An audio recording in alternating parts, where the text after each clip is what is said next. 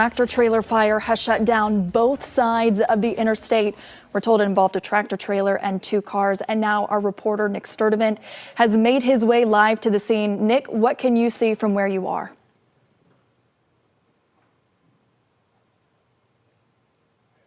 Carter Boulevard. Behind me, you see that thick black smoke, and you can see that plume of smoke from miles away. We noticed it from 5 miles away, actually, on Shamley Tucker exit. And the fire, again, as you mentioned, the result of an accident involving a tractor trailer and two other vehicles, a tractor trailer and another vehicle overturned, and the southbound lane and northbound lanes are now shut down. We have a photographer that's closer to the scene than we are, and he was telling us that some people have already abandoned their vehicles and their people. Can we pan to the right? You can see this is the northbound lane here near Jimmy Carter Boulevard.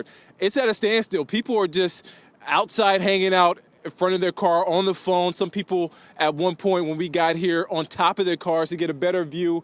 And from our distance, we can see that thick black smoke, some flames. And again, the northbound, southbound lanes are shut down. Talking to, before we got here, talking to folks in the newsroom, I don't think we've seen anything quite like this at all. Again, emergency responders are asking people to avoid this area. The best alternate route, from what we're told, is Buford Highway. But again, Christy, we're going to try to inch closer to the scene, and we're going to try to gather as much information as we can on what exactly happened and what caused this basically inferno here on I-85. Yeah, this is pretty stunning video. And what's interesting, Nick, you're on the opposite side from where our traffic camera is. So from your direction, you can actually see the flames better. Whereas from the other side, looking back at it, we could really only see the smoke. So from what you're seeing, it looks like that fire is still raging pretty strongly. Is that correct from what you can see?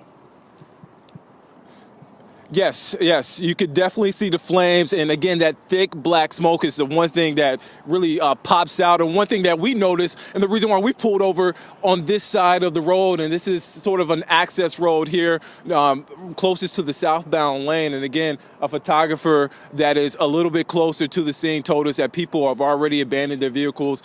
Police have told folks to make sure to watch where they step, especially where the manholes are. But again, this is something that we are going to continue to follow up on and work to get more information. And again, people are here just trying to figure out what happened. I saw a car pass through this access road, and somebody had their window down, and they said simply, wow. And again, as you see this, wow. Christy, it appears that the fire is out, and drivers who were stuck on that northbound lane that we've been talking about since we've been on air are starting to get some relief. Officers are now diverting traffic from the northbound lane to get people off of people off of the highway, and their trucks are still on the highway, but it looks like they're focusing on the vehicles right now.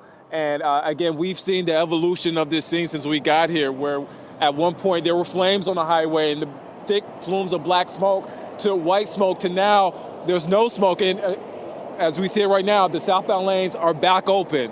As I speak, the southbound lanes here near the Jimmy Carter Boulevard exit are back open. Officers are diverting traffic from that northbound lane, and people on that northbound lane were stuck for almost 2 hours, Christy. And at one point, we did notice a Georgia Power crew member. It appears that he was cutting off power in the area. And again, this accident involving a tractor trailer, two vehicles, that tractor trailer and the other vehicle were overturned. Again, we're hearing a gas line was involved. We're still waiting to confirm that information. But good news for drivers. They're finding some relief. The southbound lanes are now open. And hearing from them, you really have to give kudos to these first responders who are really smart in fighting this fire. They absolutely stopped it from spreading further than it could have gone. And the information that's coming out is really, as devastating as this fire was, we're very fortunate that it didn't spread further. There was definitely the capacity for this to be much, much worse. So we want to hear directly from the source right now. I'm joined live by Gwinnett Police to first talk about your response to this, when you heard of it and how you activated there. Right. We were first notified of an accident at about 7:50 a.m. this morning. Initially, it was just a normal vehicle accident on the interstate. As officers were approaching the scene, they described fireball in the sky, really. As they got closer, they could see that there was a overturned tanker truck fully engulfed. At that point, the entire 85 northbound was shut down for traffic. DeKalb County assisted in beginning to divert traffic on the Pleasantdale Road, which is well south of this accident. As a precaution, drivers that were stopped between the accident and where traffic was being diverted were all evacuated out of their vehicles. The reason for this is because after this fire exploded in the way that it did, the fuel began to spread into the sewer drain. It spread fairly quickly. While on scene trying to evacuate drivers, officers looked over southbound Interstate 85 and they could see explosions coming out of the manhole covers is what they described. At that point, traffic was stopped on Interstate 85 southbound at Beaver Ruin, obviously as also a precaution.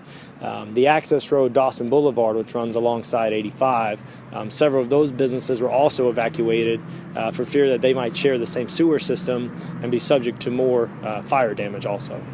In an emergency response like this, it sounds like it was all hands on deck. I was passing fire departments from all over the metro on our way here. How do you activate and make sure you get people where they need to go when it's so vital that you respond quickly? When incidents like this, it doesn't take long for the news to spread. Most agencies are fairly well about just offering services as soon as they see anything like this is occurring. There's programs in place that notify emergency personnel as needed all over. Like I said, where we are here is just north of DeKalb. I know DeKalb Fire responded with a fair amount of their services also, so thanks to them on that. We do know at this time that there was one reported fatality. We don't know what vehicle or who that person is at this time. Fire crews are still working the truck right now, the fire to have it contained just to that one initial scene. But we do have the fire department here with us to answer further those questions. And that's a great idea. Let's bring the fire department in right now because I know that they're in on this investigation as well. And sir, first of all, just the quick thinking of the firefighters on the scene that really prevented this from getting any worse than it was. Can you just talk about that? Yes, so our initial call came in just after 7:50 a.m. this morning. It was initially just a vehicle accident that was I-85 northbound at Jimmy Carter, and when that unit was approaching, that's when we were also dispatching a tractor-trailer fire in that same area. It being between Pleasantdale and Jimmy Carter, DeKalb also received calls for a vehicle fire, and when a combination of those agencies arrived on scene together, we started our hazardous materials response team and also requested the assistance of DeKalb County Fire Rescue's hazardous response team. Those agencies working together, we were able to come up with a game plan to let the fuel burn because we knew it was already entering the storm drains. And as it was making its way under I-85 southbound, and also down to Crescent Drive, where it actually came up through storm drains in front of Ole Mexican Foods on Crescent Drive. That's when it spread to some brush and also involved a power pole that caused a power outage in the area. The spreading of the fuel underground, we chose not to put additional water or firefighting foam on it at that time because we didn't want it to continue to spread south of that location where the fuel was already going. So we allowed it to burn and control those spot fires. And also the quick actions of additional responders and of the law enforcement in the area. We were able to evacuate the people that were stuck in traffic going northbound on I-85 back to Pleasantdale, get them out of their cars immediately, not knowing where this fuel was going to spread underground. They were able to evacuate them over to Dawson Boulevard and also evacuate those businesses fairly quickly just so that everybody was in a safe area. Look